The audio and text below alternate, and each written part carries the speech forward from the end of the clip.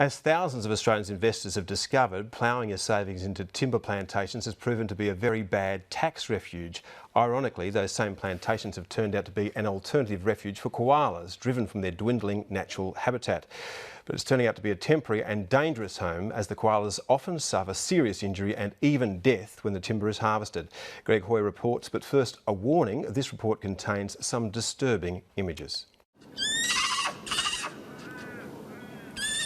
This is the cry of a koala in distress.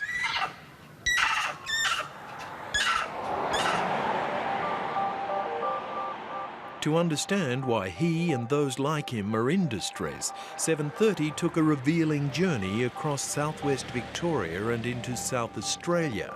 Our aim: to find and film large colonies of koalas facing great danger. Their habitat shrinking, they've made their homes in vast bluegum timber plantations, which are increasingly being logged. Large numbers of koalas are being wiped out in the process, and it's not a pretty sight.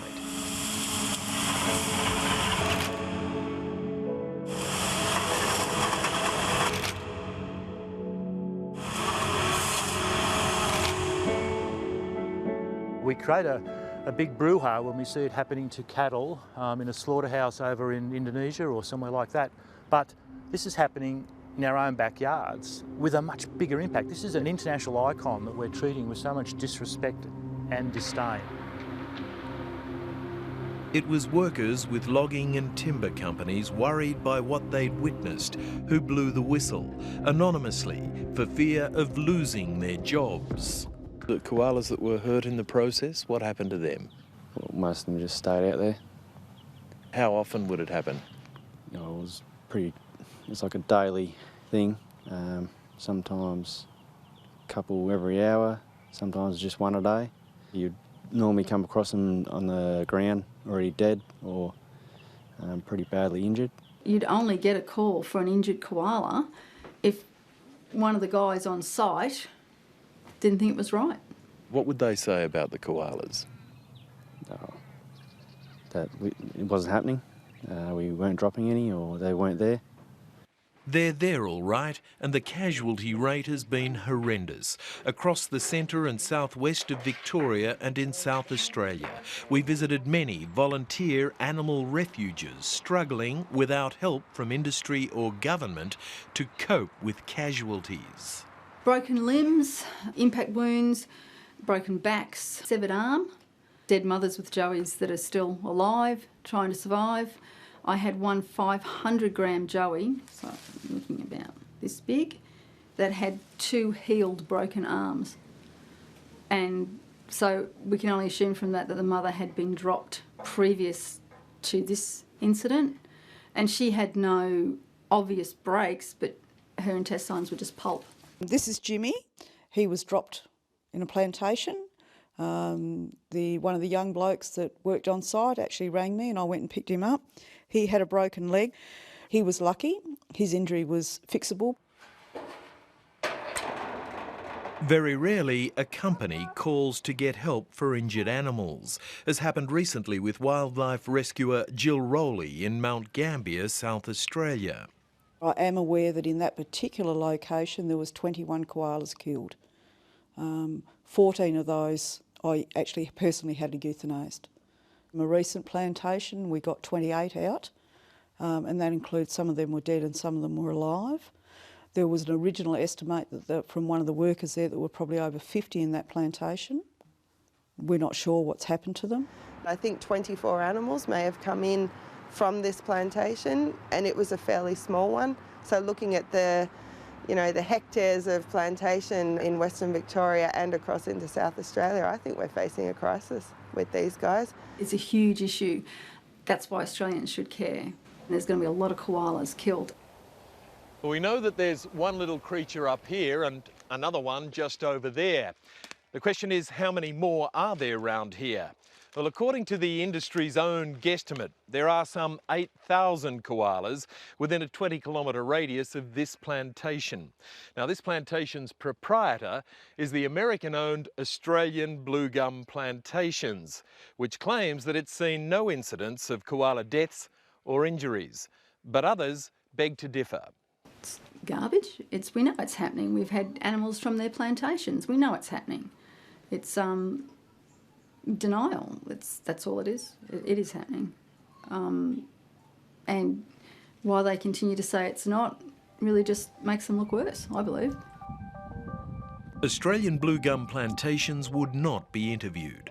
The scale of what the company has at risk is best understood by visiting the Port of Portland. Here, the US-owned company and the half-Japanese-owned Southwest Fibre plan to export 1.2 million tonnes of blue gum logs and wood chip a year to Japan and China for paper production. Local breeders told us how the adorable bears sleep for over 20 hours a day. And both the Chinese and Japanese public have a great affection for the koala, but know nothing of the dark secret that taints their paper production.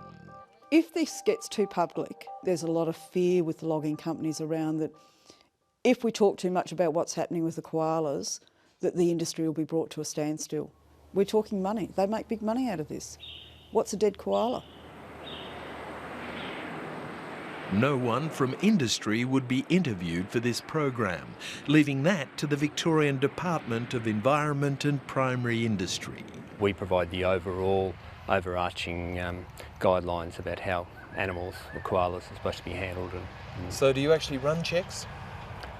We haven't previously. We take information that's been reported through to us and then work through with the industry as we are sitting at the moment. So you accept whatever the industry tells you is happening?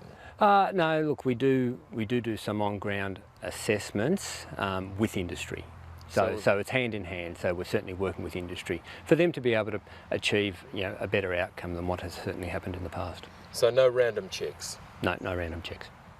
I just don't see how it's possible for an industry to self-govern something like that. It sure hasn't happened to date.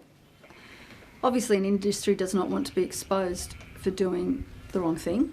I think some people have been doing it for so long they're just numb to it, and just it's a job, they do it, these things happen. There are things that you've just got to have in place. People on the ground to make sure that animals aren't in trees that are pulled down and pulled through shedders, for example. There's a compounded problem in Victoria because it's a very denuded landscape. Forest is contained to sort of small patches across the landscape.